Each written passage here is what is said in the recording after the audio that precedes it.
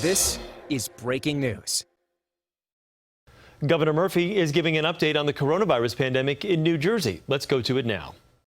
I'm honored to be joined by the woman who needs no introduction. To my right, the Commissioner of the Department of Health, Judy Persichilli. To her right, the Department of Health's Communicable Disease Service Medical Director, another familiar face, Dr. Ed Lifshitz. State Police Superintendent Colonel Pat Callahan is not with us today, as he is with his wife, Linda, who, by the way, let's remind everyone, is a nurse, Judy, who is recovering from cancer surgery. I am happy to report that she is doing well, and we all wish her a speedy recovery.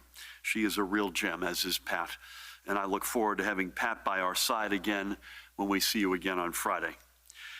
And I will take this opportunity, if I may, to once again call on the State Senate to confirm Pat as the Superintendent of the New Jersey State Police. Pat has spent his entire career serving the people of New Jersey, and whose work throughout this pandemic has literally saved the lives of countless New Jerseyans. He is more than deserving of a hearing and a confirmation vote. Now, we have a lot of ground to cover, and I would just ask you, with your questions, please be as economical as possible.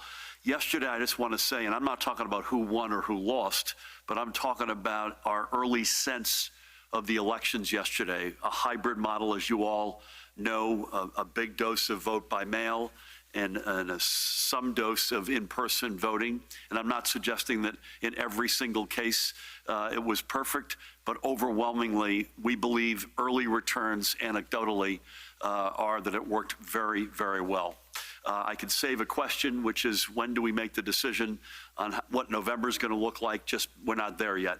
But whatever decision we make on November, we'll make it sufficiently early enough so that not only can we learn from any kinks we may have had in the system, but we can give folks as long a runway as possible.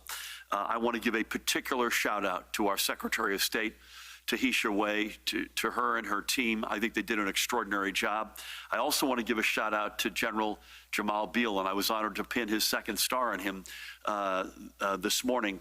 And that is because, quite quietly, in civilian clothes, just to be there as surge manpower capacity. I'm not sure we actually ever spoke about it at one of our press conferences, Judy, but the National Guard was around the state to be there, just again in civilian clothes, to be there in case we needed help at the polling places. So I also want to give General Beal a shout out. And again, Tahisha Way and her team did an extraordinary job. I want to say before I go on that I'm honored as well to have Jared Maples, the director of the Office of Homeland Security and Preparedness, with us today.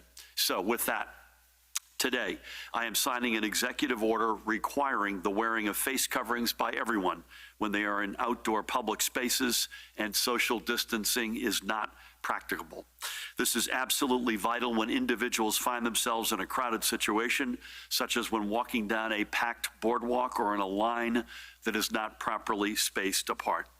The only exceptions for this requirement will be, and Judy will correct the record if I don't get this right, individuals who are clearly eating and drinking at an outdoor dining establishment. Secondly, those for whom wearing a face covering endangers their health or safety. And thirdly, children under the age of 2 years old. I am proud that we were the first state to require face coverings in indoor businesses as we gradually reopen them. Given what we know about the behavior of this virus indoors, that was the right call from the get-go, and it has saved lives. And today's order reiterates our existing policy by requiring masks in indoor spaces accessible by the public, again with exceptions for those with medical conditions and those kids under 2 years old. Requiring masks outdoors is a step, frankly, that I had hoped we would not have to take. And by and large, New Jerseyans, by the millions, have been outstanding in their compliance when masking up to go outside, as it was our strong recommendation. But unfortunately, we have been seeing a backslide in compliance as the weather has gotten warmer, and not surprisingly, as a result, our rate of transmission has similarly crept up. Wearing a face covering, I remind you, is not about politics. It's about quite simply being sick or being healthy. It's about life and death. It's about showing others that you care about their health especially if you've not been tested and you don't know if you're an asymptomatic carrier of the coronavirus. It's about showing your community what side you're on in the fight against COVID-19. Trust me, this virus doesn't care what political party you belong to. It doesn't care what you may or may not think about masking up. It doesn't care about you or your family. It frankly just wants to kill you and move on to the next victim. If it does care, however, if you wear a mask, period, full stop. Remember, folks, there's no vaccine. There is no proven therapeutic. There's no cure. There's social distancing, covering your face, washing your hands with soap and water. If you don't feel well, staying away from everybody, that's it. That's all that we've got to rely on. As I said, I am gratified. We've said this, I think, every single day. I'm gratified, Judy, Ed, the rest of us are hugely gratified by the tremendous numbers of New Jerseyans who have been doing the right thing, who have been masking up, and who have been tremendous role models, not just for your neighbors, but for the out-of-staters coming to visit us. But with all that's going on around the nation, we have to continue to be an example of how a state rallies together to beat back COVID-19. So please, please, please mask up, cover up before you step out. Show your community that you care about them. Remember, it's common sense for the common good. It's an homage to your family, your friends, your neighbors, your community. It's a statement that you care not just selfishly about yourself, but you're making a step and a signal that you're giving that you care about them. So we're also making a change that will allow for more restaurants to offer outdoor dining. After close consultation with Judy and the health team, we will be explicitly allowing areas with fixed roofs that have two open sides comprising at least 50% of the total wall space to be considered outdoors in light of their airflow. Again, two open sides with at least 50% of the wall space. If you can open that up, that's going to be considered outdoor dining. I'm pleased that many of our peer states are now following our lead in pushing back the resumption of indoor dining. We have made many very difficult decisions based on the metrics and public health guidelines, and this certainly was one of the most difficult, obviously, and in particular for our restaurant community. I have nothing but sympathy for the business and employees impacted, but we're just not ready to open up indoor dining.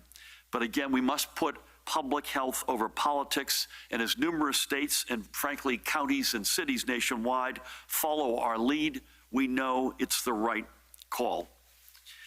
Next, I know that yesterday was a challenging first day back for everyone at the Motor Vehicle Commission. By the way, it sounds like day number 2 is not much less challenging either. And I completely understand the frustration felt by every customer forced to wait on long lines as we reopen and deal with the months and months of backlog due to the closures caused by the pandemic. What many experienced yesterday, and it feels like perhaps again today, and my guess is this is going to go on for a bit, was not up to their expectations or ours, and we will do better. If you're not happy, I would just want to tell you something. You're upset about this, so am I. And frankly, so is Chief Administrator Sue Fulton. She recognizes this as well and is committed to meeting the needs of our residents and motorists. We are going to work harder and work better to deliver a better experience. So, to ensure that the MVC does not go understaffed, I am exempting MVC personnel from any work furloughs. We need to have literally every hand on deck every day serving the public. Additionally, MVC will remain open on Mondays throughout July, and this is a reversal from prior plans. Agencies will be closed this Saturday, but beginning on Monday, will be open 6 days a week. In the meantime, and this is really important, folks, in the meantime, before you make the trip to an agency, visit NJMVC.gov. Again, NJMVC.gov. If your transaction can be completed through MVC's online services, use it. You can skip the line and skip the trip. The lines we saw yesterday were not to be unexpected. After a 3-month layoff, we knew that countless New Jerseyans needed to get their new licenses, to register new vehicles, or renew their paperwork. In pre-pandemic days, there could often be long wait times, especially in peak times. Expiration dates for all driver's licenses, permits, and non-driver IDs, commercial registrations, inspections, and temporary tags were automatically extended at the beginning of this emergency. I want to remind you all of that. I encourage you to take advantage of these extensions to allow for more customers to get in and get out and to lessen the crowding.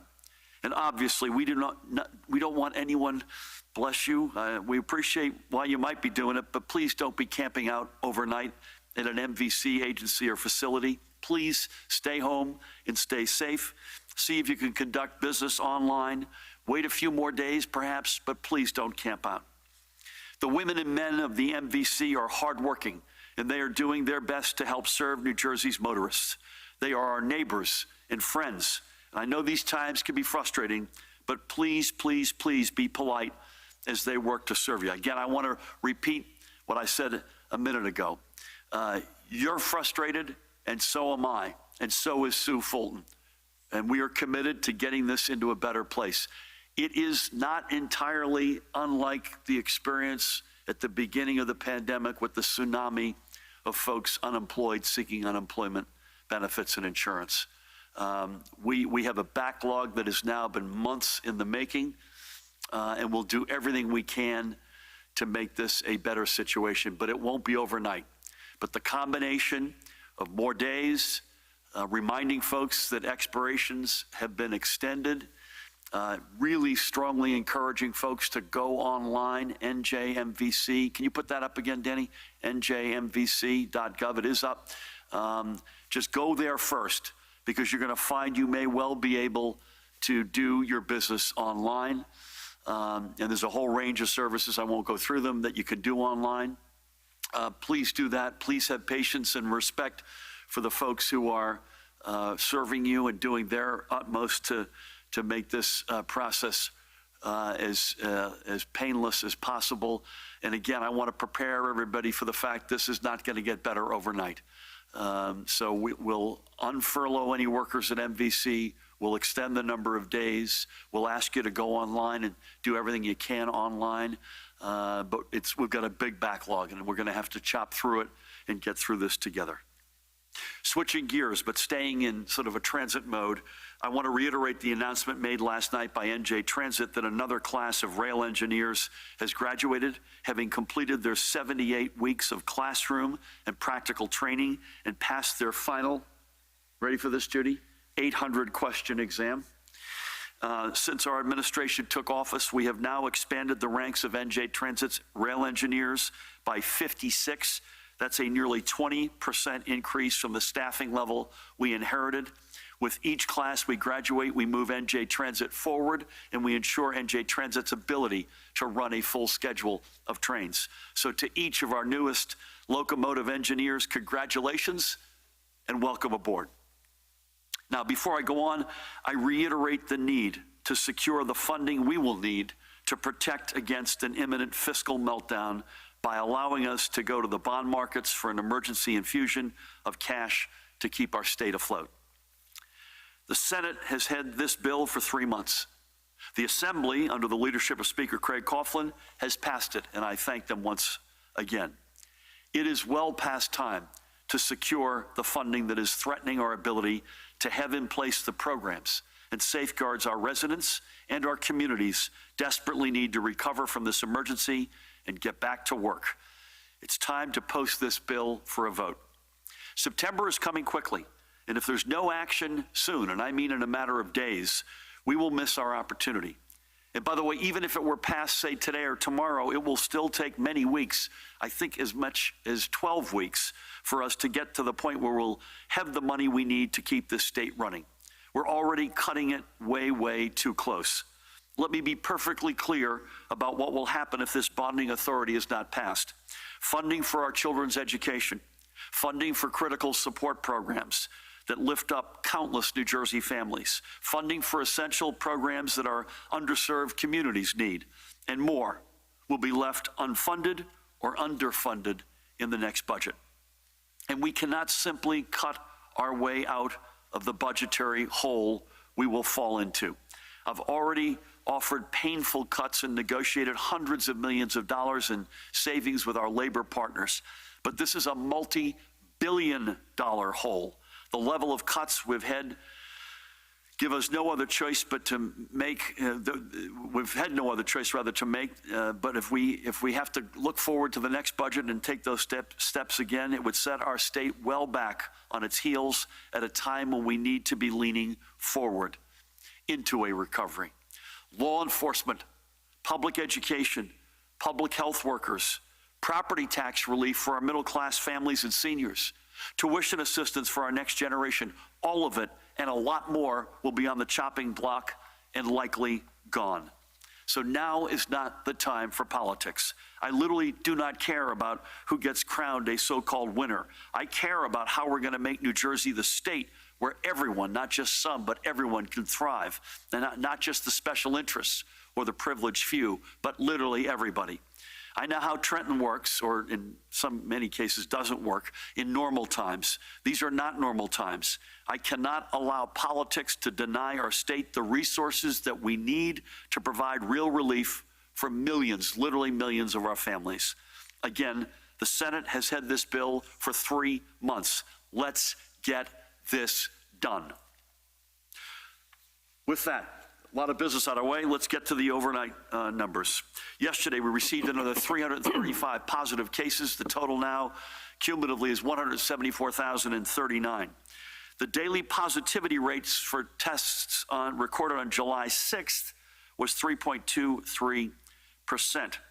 Now, in fairness, the number of tests, Judy, counted on Monday was very low. So this may be one reason for the increase. We've been hovering plus or minus 2%. It's a little bit up. I don't think you're going to, as we've said many times, one day does not make a trend, but that's something that we're watching very closely. The rate of transmission remains above 1 today. Today it is 1.10. This means that these new cases we're reporting today are leading to at least one more future case. And this is, again, why we are taking the steps to require everyone to wear masks and face coverings when outside. We have to have both a lower daily spot positivity rate and an RT, or rate of transmission, below 1. This is not an either or, by the way, it is and both. It's the only way that we can meaningfully slow the rate of spread of COVID-19 to save lives and not see our progress backslide. And by the way, some of this increase, Judy, in the rate of transmission, and Ed, we expected as we reopened the state, right? So we knew that we would be going from stay at home to actually the ability to be hopefully socially distanced, but back participating in society, in the economy together. But some of it, there's another increment of risk that we're getting from folks coming in from other states that have exploded and continue to explode.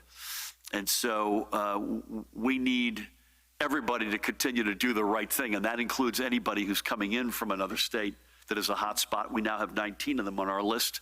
You got to self-quarantine, and you got to get tested. We've had a couple of flare-ups. The system has, for the most part, based on what we know, and Judy will get into this in more detail, I'm sure, and Ed, the system so far, so good, has worked spotting some of these flare-ups related to out-of-state travel, as well as some knucklehead behavior in-state. You know, we've got to ask everybody. Personal responsibility, to me, are the two words. That's wearing the face covering, it's social distancing, it's doing the right thing if you're coming into Jersey, coming back to Jersey, or coming into Jersey from a hotspot state. Self-quarantine, 14 days, get tested. Please continue to do the right things. Now, looking at our hospitals, the overall picture remains one of a healthcare system that is strong and resilient. As of last night's reporting, we had 935 residents were hospitalized for COVID-19. The number of patients in ICU was 175. Number of ventilators in use, 142. Here are how those daily numbers continue to feed overall trends. And again, this is not just since the peak, but over the last couple of weeks. And those are a lot of good numbers there. But as we measure ourselves against our peers, which we also show you most days, we see the need for continued vigilance. And they also speak to the need for us all to redouble our efforts on social distancing, especially in wearing face coverings that can further help slow the rate of transmission, and especially if you've not been tested and it is possible that you might be an asymptomatic carrier of coronavirus.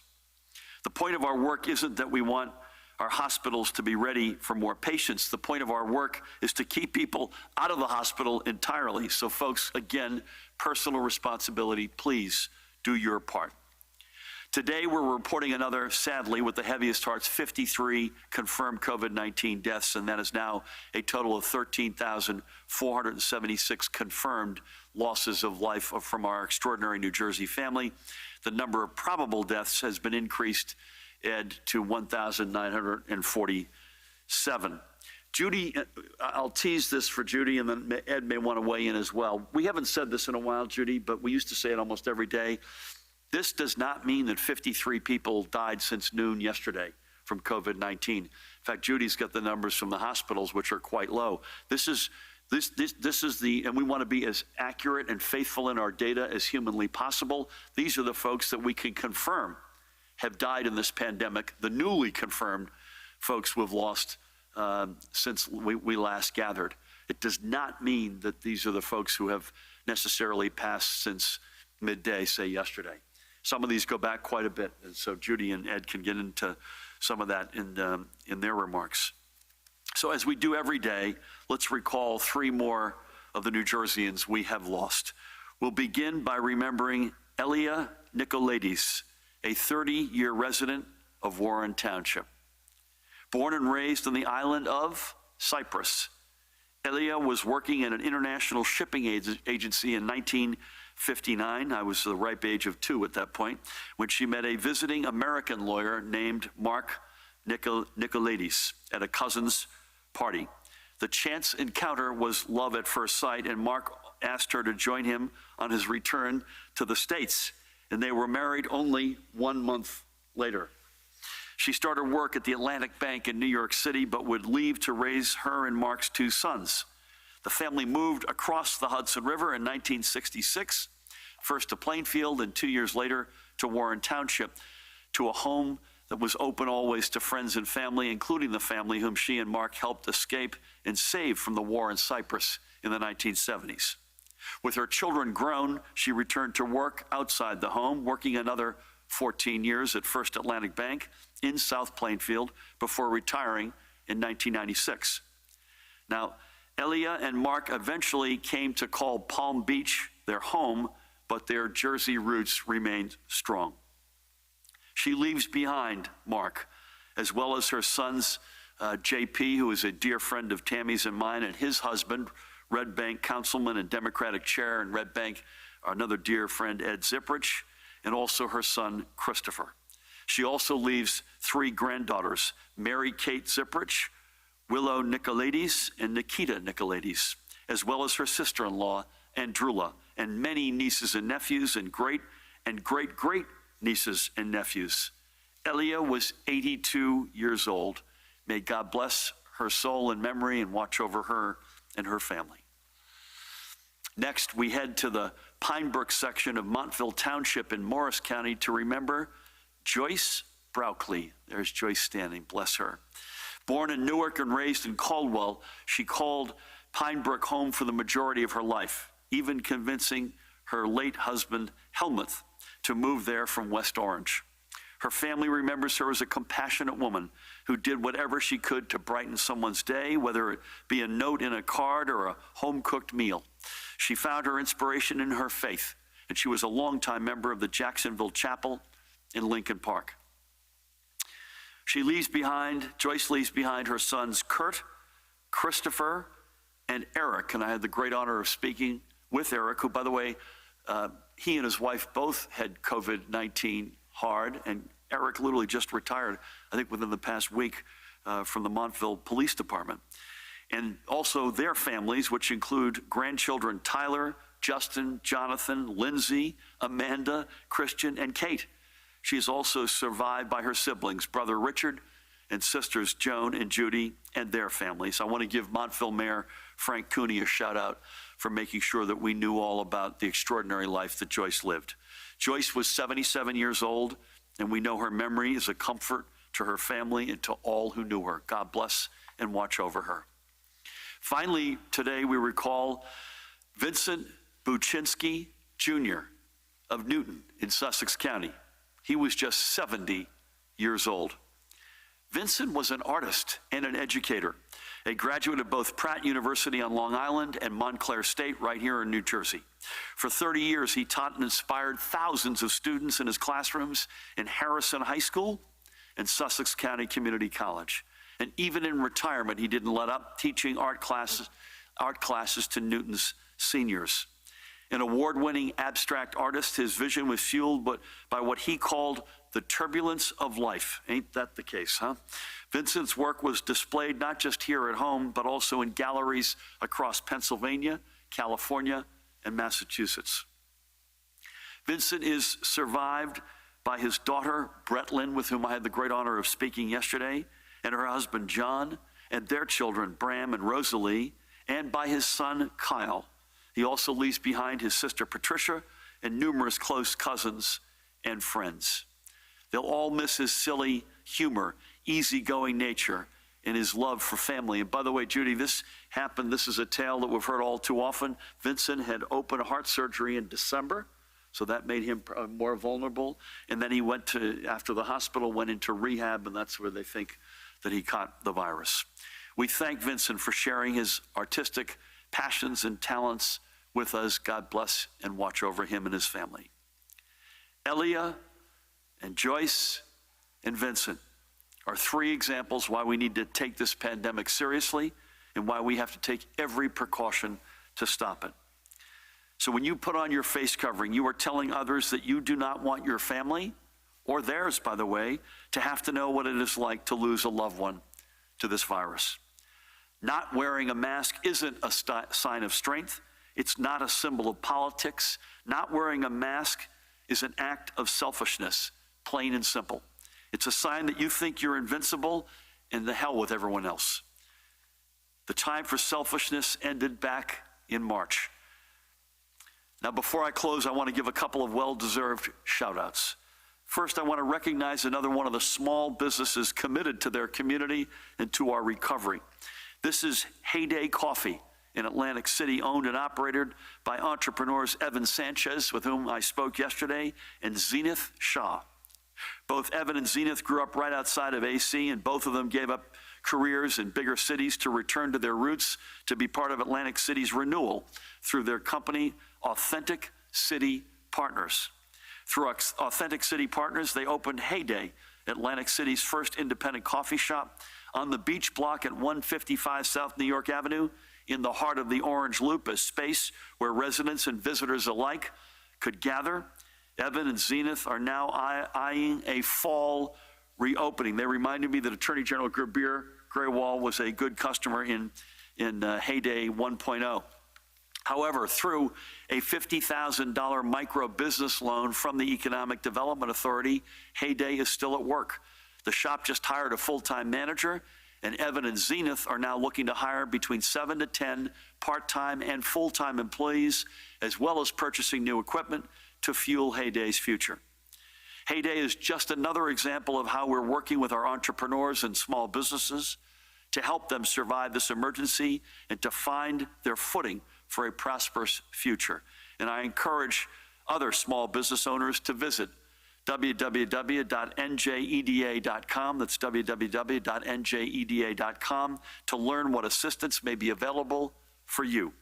And to Evan and Zenith, I thank you for your commitment to Atlantic City, and I look forward to stopping in for a cup of coffee when I'm in town. Finally today, I want to give a special recognition to that guy, NJTV's Michael Aaron, a fixture on Press Row in the State House and the longtime dean of the New Jersey Press Corps. A few days ago, as I'm sure you all saw, Michael announced his retirement from day-to-day reporting, important caveat. And while he'll still grace our screens every now and then, I, for one, will miss his smart and fair reporting, and his encyclopedic knowledge of New Jersey politics and government.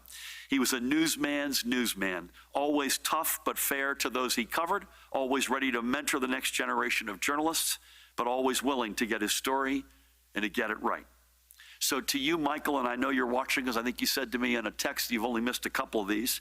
I hope you enjoy the slower pace of life and watching the goings-on from your own TV for a change, and that we'll see you around the State House. With that, please help me welcome the woman who needs no introduction, the Commissioner of the Department of Health, Judy Persichilli. Thank you, Governor. Good afternoon. Face coverings, along with social distancing, staying home when you're sick, good hand hygiene, respiratory etiquette, are vital tools in the fight against COVID-19. It's really all we have. Wearing a face covering or mask has been shown to dramatically decrease the release of droplets from people's mouths, which can carry infectious particles. Studies have demonstrated that masks are an important barrier to the transmission of respiratory viruses. A recent study in Health Affairs showed a significant decline in the daily COVID-19 growth rate after states mandated facial covers in public, with the effect increasing over time.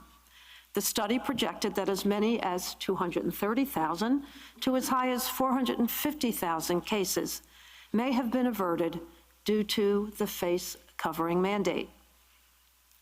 The International Journal of Nursing Studies suggests that community mask use by healthy people could be beneficial, particularly for COVID-19, where transmission may be by asymptomatic or pre-symptomatic individuals.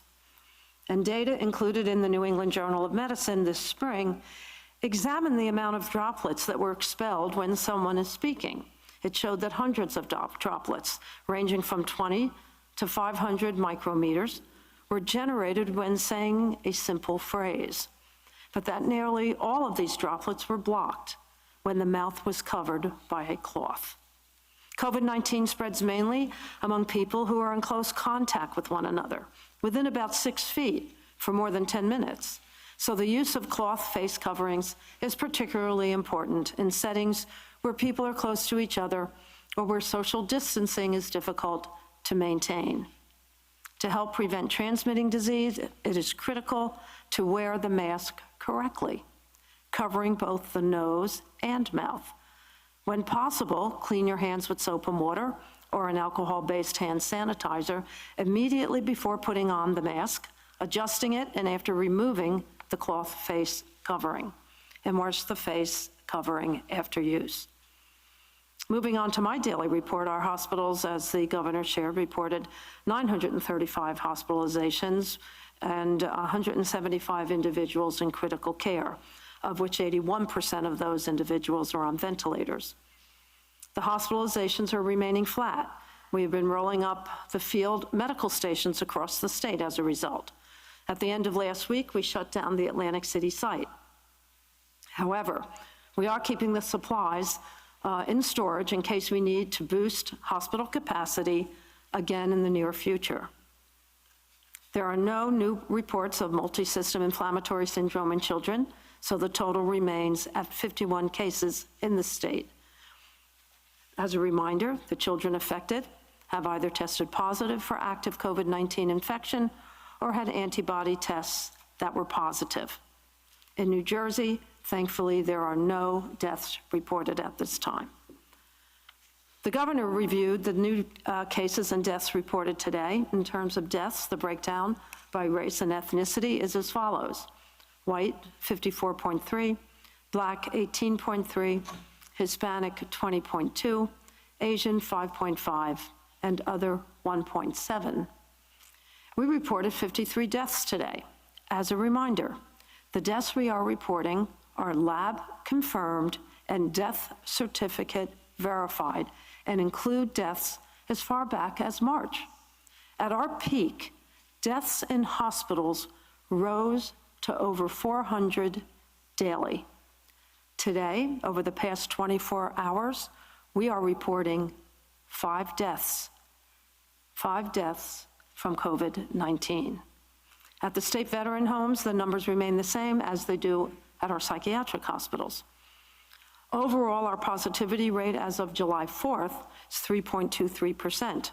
The northern part of the state's reporting 3.4%, the central part of the state 2.88%, and the southern part of the state 3.3%. Today's daily positivity is from July 4th. The total number of tests performed on that date was very low because of the holiday, which causes variation in the percent positivity. So that concludes my report. Stay connected, stay safe, stay healthy, get tested, and wear a mask. Thank you. Judy, thank you, and thank you for everything, and most importantly, your leadership. But again, you and I haven't made that comment about the fatalities. Sadly, these lives are lost, so they're gone. That's the weightiest thing to say. But we hadn't said it in a while that doesn't mean they were all gone since yesterday. I wonder if I could ask Ed a question. Someone who passed, as Judy said, perhaps in late March, and there's at least one of those on the list that we're announcing today. Can you give folks a sense as to why that could have taken so long? Because we want to get this, as you can imagine, we want to get this exactly right. Thank you. And I'll say a couple of things about that. As the governor has mentioned, the deaths that are reported every day are not the people who died every day. And actually, on our website, we have what we believe to be a better presentation of what's happening as far as deaths over time, where we show a curve, which is very hard to see from there, that looks like this. Number of deaths by illness onset date, which is a better understanding of when people are actually dying as opposed to when they're getting reported. And as mentioned, yes, back to March, it can actually take up to 1.5 years before all death certificates are final, and that's why we won't give what we call these preliminary numbers, and we always say that they can change. Now, the further back in time, the less they're going to change, but it won't be until 1.5 years after this that we're really going to be able to say for sure that these are the numbers that we're sticking by. And the reason for that is it's actually a fairly complicated process, which a death certificate goes through from the time that somebody dies. The initial physician signs off, that goes through a funeral home, it goes through a local registrar, it gets sent down to the Centers for Disease Control to standardize and look back at it. Sometimes those questions come back to the doctor, or there's a question about a death certificate as well. And while most death certificate information we get in a matter of weeks or months, some will lag because of that. Thank you for that. And I'm not, this is an awful topic because these are lost lives, and I'm certainly not patting ourselves on the back. We take this as seriously, getting this right as seriously as any state in America, maybe any place on earth. So we owe it to the families, most importantly, who have lost the loved ones, but we owe it to everybody, including when we're trying to guide you through this pandemic, to give you as accurate a sense of the reality as possible. So with that, we are going to stay on our every other day, Monday, Wednesday, Friday plan for the moment, although we reserve the right to reconsider that, which means Dan will be on Friday at 1 p.m. Next. So with that, Dustin, we're going to start with you, if that's okay. And again, folks, if you could be a little bit more economical, because there's a good crowd here today. Thank you. Good afternoon. As you can imagine, there's a lot of questions on the face masks. Does the outdoor order, is it going to apply to people on the beach, lifeguards, sports, while running or exercising, landscapers, construction workers, painters? Did you consult any health experts on this decision, or was it yours? What's the penalty for violating the order? And will violations in which citations are issued be included in the colonel's regular enforcement reports? On motor vehicles, how do you know that a lot of the people could do what they had to do online? Would you say that the agency was unprepared for the pent-up demand? And if so, how was it caught so off guard after knowing for several months that this was going to happen? And if the rate of transmission is such an important metric, is there a reason why it hasn't been and isn't included on the state dashboard? Thanks. I've got no quick answer on the state's dashboard, but Judy or Ed can deal with that. The reality on motor vehicles in terms of our confidence that folks can do things online stems from the fact there's a lot of things you can do online, and a lot of them are typical. One of our colleagues yesterday renewed his license online. We know anecdotally that there were a lot of people online to get their license renewed. You don't need to do that in most cases. Listen, we knew we were going to have a tsunami. So I would caution to say I would not use the word unprepared, although I'm really frustrated by this, and I know Sue Fulton is. And if you're in that line and you're watching, or you're in it yesterday or today, I don't blame you for being frustrated. I'm also frustrated that we're living through a pandemic, and some of this stuff is just a reality. As you heard me say, please go to the website, NJMVC.gov, to check to see whether or not you could do it online. We'll add another day. We will unfurlough any MVC workers, and we will do our level best to get our way through this. And again, I don't blame folks for being frustrated, but please bear with us. And this is probably realistically going to be with us for some number of weeks, would be my guess, based on the incomings. Part of the reason we hadn't gone to outdoor before is we had the rate of transmission down even below 0.7 at one point, and it's hard to enforce, admittedly. And I've said this many times, Judy said it in these sessions, that we don't want to put something in place that we can't enforce. So indoor dining, we're enforcing. That gym that we've been telling you about, that's being enforced. This is admittedly going to be harder. And again, it's where social distancing is not practicable. That's the important caveat. So if you're in your bubble with your family, or you're sitting by yourself, or you're doing something on your own, that's not our focus. Our focus is gatherings with lack of social distancing, with folks who are in different bubbles and different families and different circumstances coming together, and you just cannot properly social distance. I use one example. You're in a line somewhere and the line is not being properly distanced. You're not with your family. You got to be masked up. Matt, anything you want to say else on enforcement or what the penalties, or any more color there? I think most of Dustin's questions will be answered when the order is put out, but generally speaking, you mentioned the health, if you have a health condition or if you're under 2, as part of the health condition, if you're participating in strenuous activity like anaerobic or aerobic workout, that would be accepted. But I think once the order comes out today, it'll be much clearer. Yeah. And when do we think the order is out? Is that later today? Yeah. Okay. So we'll have that out later today. And Dustin, if you have something that comes out of that, come back to us through Dan or one of us. And by the way, we consulted a lot of health experts. Judy and I were on at the White House yesterday with Deborah Birx and Alex Azar, and face coverings was discussed. Obviously, we've got a great team in our own state. We've got our commission, our Restart Recovery Commission. By the way, we had a really good meeting with them yesterday. And there were some health experts on that, including Rich Besser, who ran the CDC. So that's a pretty good qualification right here in Jersey. We feel pretty strongly this is the right step to take. One, as I said, that I hope we wouldn't have to take, but we're taking it. We were state #1 in America to mandate it on the indoors. This is the right thing to do in the outdoors. Thank you for that. Daniel, good afternoon. Hi, Governor. With masks, do you expect some organized resistance, such as protests, people not wearing it, blatantly violating the order? Would you consider something like a heat wave or some kind of hot weather, or something that somebody might try to argue is a risk to their health and safety, and they could argue, I'm not going to wear the mask because of the heat wave? Going back to the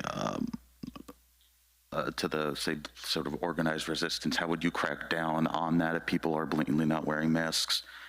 Regarding dining, it seems like only restaurants with... Sorry, Regarding dining, the sort of indoor-outdoor situation, it seems like restaurants with a significant amount of square footage would be the only ones that have this option available. Wouldn't a lot of physically smaller restaurants be left out and essentially be the losers in this case? Do you expect restaurants would start, let's say, like breaking open certain walls or slapping together something to be able to I hadn't thought about that, but I suppose it's possible. Some sort of last minute I hope they seating give arrangement. Neighbors a heads up before they do it. And I guess, are you looking at any restrictions that could be tightened, or are you wargaming what restrictions would have to be tightened if the pandemic worsens, if the spread continues in a direction that you don't want? Thank you. Listen, we'll do the, Matt mentioned strenuous exercise, and that's clearly an area that I think we're going to be careful with. I run pathetically these days, but when I run outdoors, Tammy and I wear a face covering, and it's not fun. I have to say, it's not fun. And so strenuous exercise in the heat, I do think are things that we've got to be careful of. I don't, frankly, if people want to protest about something that is saving lives, you got to wonder what they're thinking. And by the way, we'll do what we've been doing. And Pat is not here, but I'll speak for him. If you're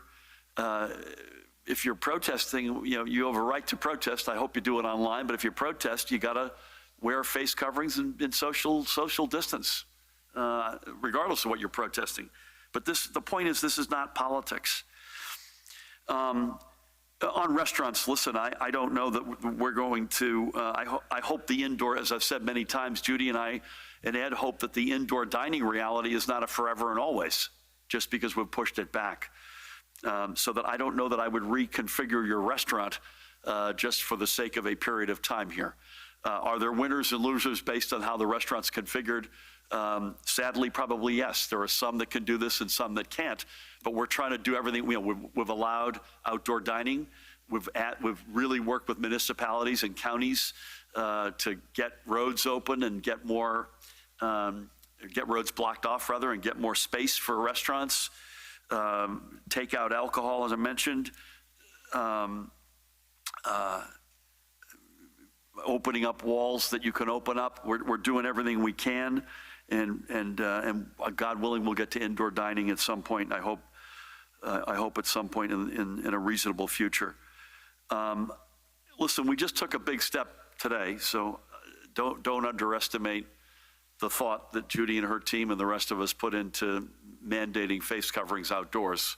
So that's not a slide back, but that's a pretty important step that we're not taking lightly. And at the moment, other than stressing what the current rules of the road are, and including self-quarantining if you're coming in from a hot spot, wearing face coverings, social distancing, washing hands with soap and water, we're going to be in a holding pattern for the time being. If we have to go back, we will. I hope we don't. Sir, do you have any? Yep. Governor, do you support Assembly Minority Leader John Bramnick's bill that would have the state reimburse restaurant owners for costs that came from the abruptly delayed restart of indoor dining? And also, what do you expect from the final report of the EDA task force that's set to be released tomorrow? Do you think the investigation so far has been valuable? Thank you. I don't comment and won't, in this case, change my answer in terms of commenting on pending legislation. But I would say to John, who's a good friend, where's the money coming from? So we need to borrow the money that the Senate has so far not gotten there on. The Assembly has. And secondly, we need federal cash assistance, direct. And we've also got to have revenue options on the table. I want nothing more. And by the way, the EDA has been really good with the limited resources that we have delivering. I used Heyday Coffee today as an example. We had the Curvy Bride the other day. These are real businesses that are being helped in real ways by the EDA, but there's no amount of money that any state has right now to be able to do what the small business community writ large needs in our state, especially the hospitality piece. So I have complete empathy, and I completely support the notion, but we have to have a source of money that can back up that notion. I have no insight into their report that's coming out tomorrow. I've not seen these reports before they come out, and this won't be an exception. Sadly, they've been of I think, enormous value. They have shown a light on this whole notion that there's a bubble, and inside the bubble, it's working really well for special interests. And in cases, and based on what they've come up with, folks who have, in some cases, have jobbed the system, and it's been at the expense of the rest of us. So that has been an extraordinary, valuable outcome of their work. Where it goes from there, I don't have any particular knowledge, but they have shown a light on a really ugly reality that I think we all kind of expected, but it was a lot uglier and a lot more graphic. I'll speak for myself than I expected. Thank you. Let's go back first and then we'll come down, if that's all right. Good afternoon. Good afternoon, Governor. What's your reaction to Amy Kennedy's win, and how do you think the state did with yesterday's vote-by-mail primary? Many key races have been called around the state, while the ballots of those who voted yesterday won't be counted for a week. How do you convince those who voted yesterday that their votes mattered? And how is the state encouraging travelers from states on the list to actually quarantine? Is there any evidence that people are heeding the advisory? And how many people are staying at the safe quarantine sites throughout the state? Are any travelers staying there? Thank you. Listen, I endorsed Amy, so I'm thrilled that you won. And it was a good field of Democrats. I salute all of them, but I stood by her side last night and had the honor of introducing her. I think she's an outstanding candidate, and I think she'll make a great congresswoman. She's now got a general election in front of her, but I'm thrilled she won. I mean, I think she's, in so many ways, as an educator, as a mom, as a mental health expert, a great personal story, 4-generation South Jersey family, married into one of the great political families of either party in the history of our country. It's a team sport for Amy and Patrick and their family, and Amy's mom and dad, who was with us last night, and I'm thrilled by her victory. I think I already answered your second question. I think so far our sense is it went well, and it wasn't a vote by mail entirely primary. It's a hybrid primary. And, you know, that doesn't mean that in every instance, in every place, that we batted 1,000, but I promise you we take every vote seriously, and we will do everything that we can to get every vote counted and to undo whatever kinks may have come up. If the folks have postmarked their ballot as of yesterday, there's a 7-day window, which we had expanded, and their votes will be counted. Period. And again, the Secretary of State's done an extraordinary job. Each of the county clerks are doing their jobs. And we need to give faith to everybody that your vote's going to count, whether you did it in person or whether you did it by mail. I mean, largely on quarantining, Judy, we are still, I mean, this is not an easy lift either, right? Because it's the United States of America. Emphasis on United. We can't stop people at our borders. So there's a big amount of personal responsibility. You've seen the signage. I see it on 195 coming across the state every day. You see it now at airport. But any more color, Judy, you want to give to that? As far as individuals that have stayed at state quarantine sites, 2 weeks ago we did have 14 individuals that needed 14-day quarantine. They were released on Friday. And over the holiday weekend, we had a family who had traveled from another state that needed to be quarantined for various reasons, and they stayed at one of our sites. I don't have the total number of how many beds are occupied at this point in time, but I'll be able to get that for you. And additionally, by either the end of this week or the beginning of next week, I think I'll be able to share the app that we're putting together for travelers. That will feed right into our local health departments so that they'll be able to follow up. So just want to repeat, thank you for that. I want to repeat something that we've said the other day, maybe once or twice. Normally, we do a shakedown cruise on anything we're going to announce and make sure that we've worked as best we can. We don't always get it right completely, but we've worked out at many levels of details before we use the bully pulpit of this press conference to make an announcement. This one, Judy and I and our teams deliberately reversed that. We immediately seized the bully pulpit, remember, with Governor Cuomo and Governor Lamont, to begin the notion of personal responsibility, accepting the fact that we can't stop people at our borders. As I said that day, if I could, I never thought I'd say the words, if we could build a wall around us, I would, but we can't. And so we've deliberately reversed that, using our megaphone the notion of personal responsibility, do the right thing, knowing that things like signage, paperwork, apps, et cetera, we're going to have to come online at a later point. Thank you. Dave, good afternoon. Hi, Governor.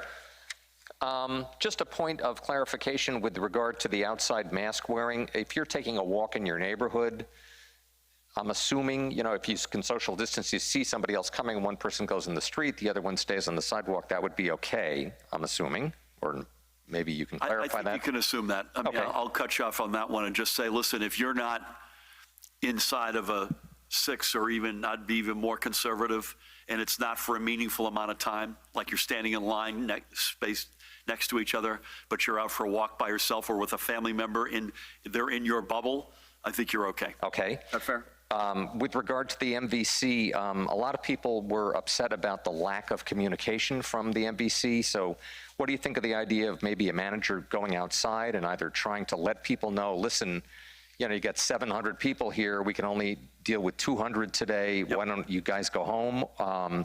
There was also, I know I was at Baker's Basin, social distancing, mask wearing out the window because it was like a mob scene. So is there a way to try to encourage people, again, maybe an MVC person going outside and saying, folks, we need you to do X, Y, Z? I think the short answer, I don't normally do this to you, but I'll answer. The short answer is yes. There was some of that, but we need to do more of that. And again, I got to repeat, they're doing everything they can. This is a pent-up demand. That doesn't make you feel any less frustrated, folks. I get that. I'm frustrated too. But go online and make sure there isn't something you could have knocked off in your home before you even get there. Please. The other last point on the MVC, it's been suggested from several people, maybe an appointment-only system would be better. I mean, we did that with Real ID, and that certainly helped to contain things, and then, you know, they got a sense of how fast they could do it. So would this be something possibly to look at? And then with regard to mask wearing in your office, if you are called back to work and people are in the office, is that recommended or mandated? Is it dependent on social distancing desks or cubicles? Thank you. I think the appointment only is a good idea, but they all pale, and I'll make sure I feed that back in. They all pale by the fact that we're going to add a day, unfurlough workers, and please go online, NJMVC.gov. Listen, in our offices, Matt, we're wearing them, right? So where would you on the spectrum of strongly recommended to mandated are you on that?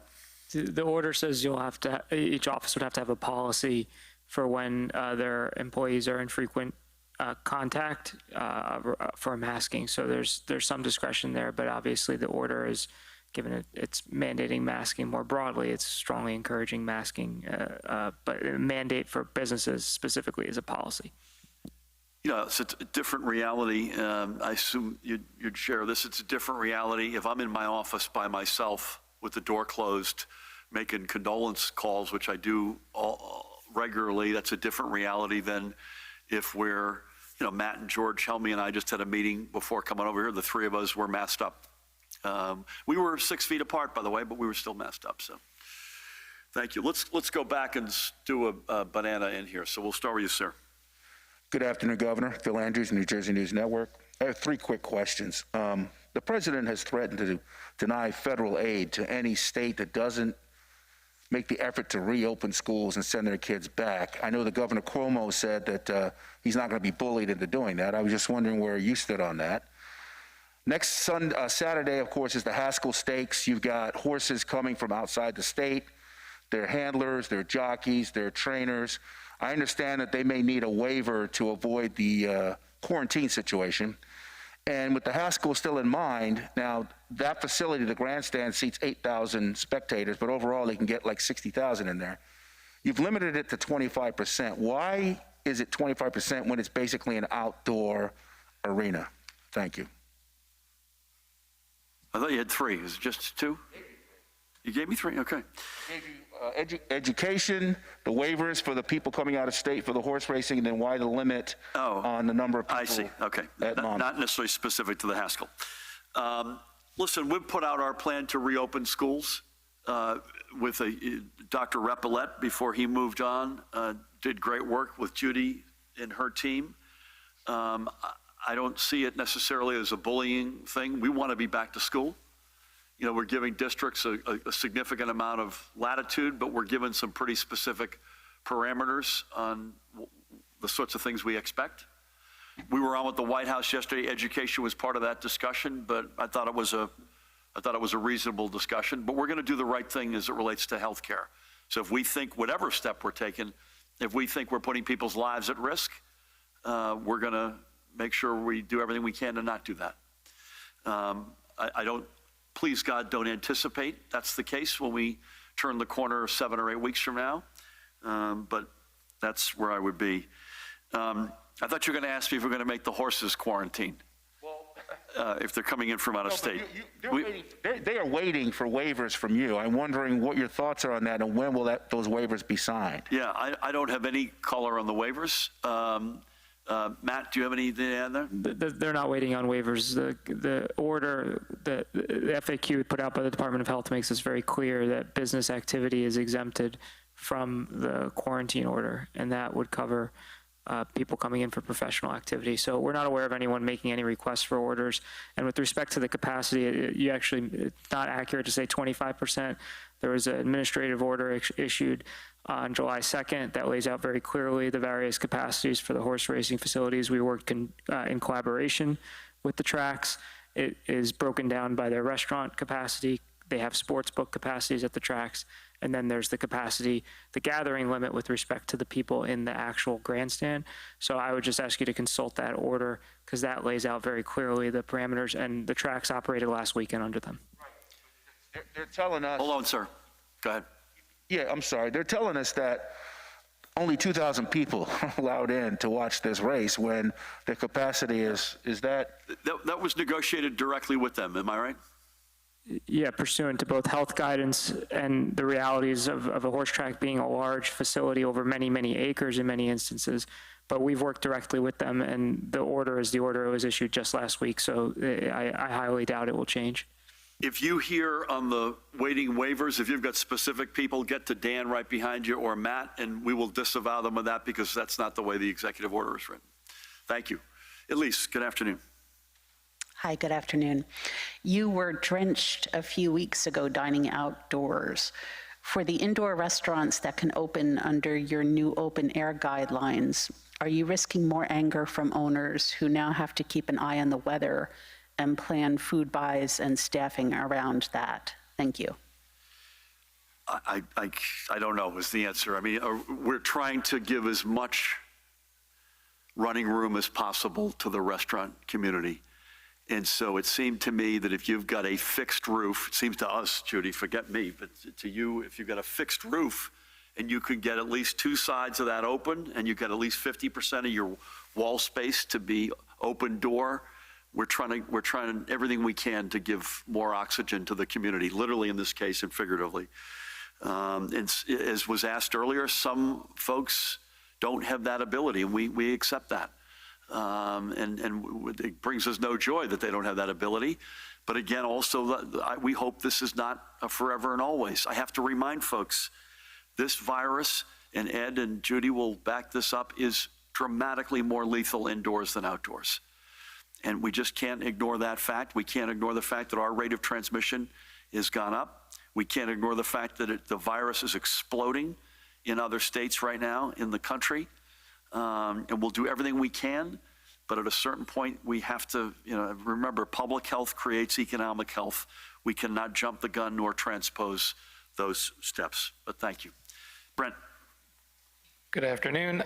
So I have a few on masks and then 2 other topics. So what is the actual penalty for those who violate this new mask order? Who will enforce the order?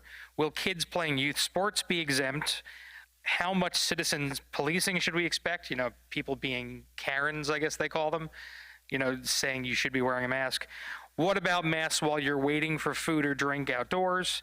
And then 2, unrelated.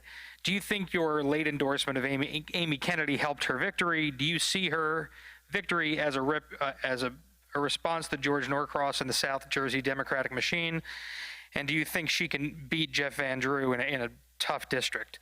And then last, it's been 4 months of isolation for children who live in pediatric long-term care facilities. Families are worried about their mental decline. Some facilities say they are awaiting guidelines from the state to allow visitation. Where does the state stand on this issue?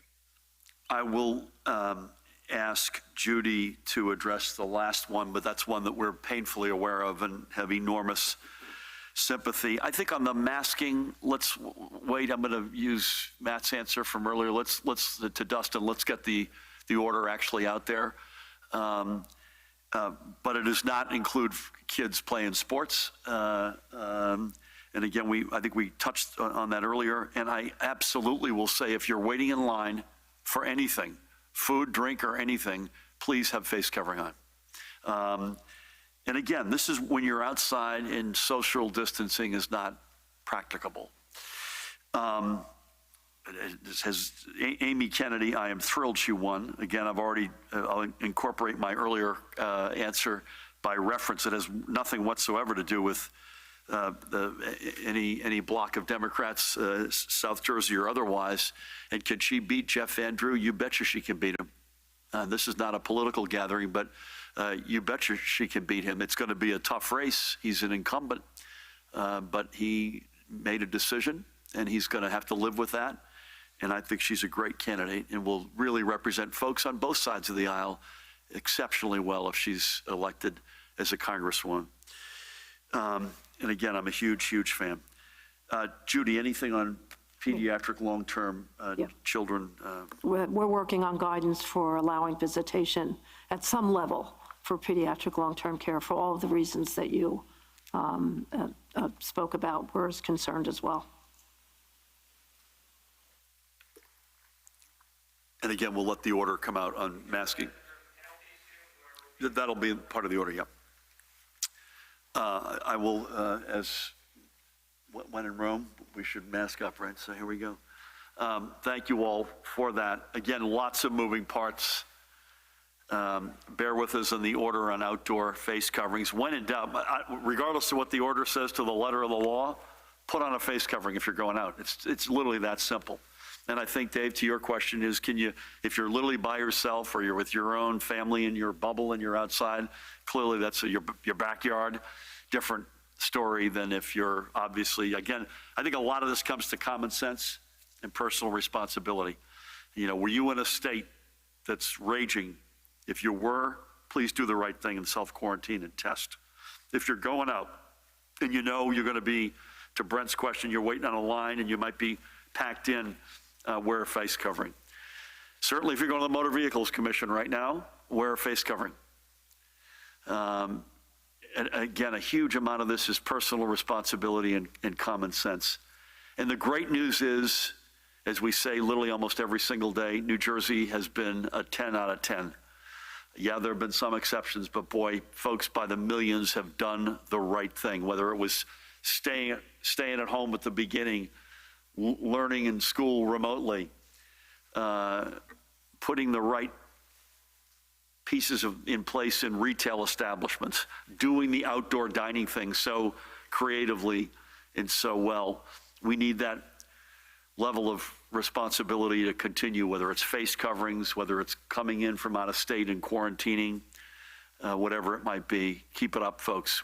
You've been extraordinary. We gotta make sure that we don't lose the ground that at a great toll we have gained.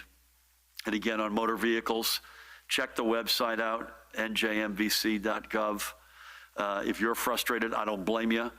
Do everything you can. We'll do everything we can to get through this huge backlog together. Judy, Ed, thank you so much for today, and always keep Pat and his family in your prayers. Jared, Dan, Matt, everybody else, God bless.